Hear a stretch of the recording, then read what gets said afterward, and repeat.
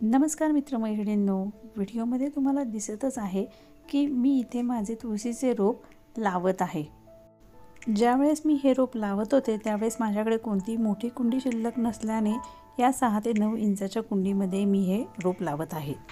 Compost, माती आणि थोडेसे शेणखत असे मिश्रण घेऊन मी हे मधोमध खड्डा करून तुळशीचे रोप त्याच्यामध्ये लावले आहे। रोप बरोबर मध्यभागी सेट झाल्यानंतर मातीचे मिश्रण वरतून टाकून हलकासा दाब देऊन पाणी आपल्याला रोपाला देऊन घ्यायचे आहे।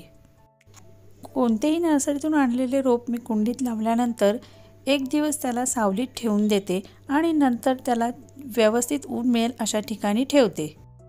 तुळशीच्या रोपाला अनेक फुटवे फुटण्यासाठी इथे ज्या तुळशीच्या झाडावर मंजिऱ्या लागलेल्या आहेत त्या मी खुडल्या आहेत। थोडक्यात इथे मी तुळशीच्या झाडाचे पिंचिंग केले आहेत, म्हणजेच त्याचे शेंडे खुडले आहेत। जेव्हा पण तुम्ही कोणत्याही झाडाचे पिंचिंग करता म्हणजेच त्याचे शेंडे खुडता तेव्हा ते कचऱ्यात न टाकून देतात त्याच कुंडीमध्ये टाकू शकता, म्हणजेच त्याचे नंतर खतात रूपांतर होते।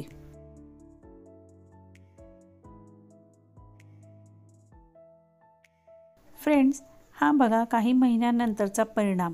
जिथे जिथे आपण तुळशीचे शेंडे खुडले होते त्याच्या दोन्ही बाजूंनी छानपैकी नवनवीन फुटवे तयार झाले आहेत। म्हणजेच जेवढे नवीन फुटवे तेवढेच नवीन फांद्या, हो की नाही? अगदीच तुमच्या तुळशीची वाढ व्यवस्थित होत नसेल तर केळीच्या सालींचे लहान लहान तुकडे करून तुम्ही तुळशीच्या मातीत मिसळू शकता, जेणेकरून वाढीला मदत होईल। ह्याचबरोबर वापरलेली चहाची पावडर स्वच्छ धुवूनही तुम्ही कंपोस्ट म्हणून मातीमध्ये मिसळू शकता। अजून एक तुम्ही तुळशीला खत म्हणून देऊ शकता, ते म्हणजे शेणखत। दर 15 दिवसांनी नुसते शेणखत जरी तुळशीला टाकले तरी तुमची तुळस व्यवस्थित वाढेल।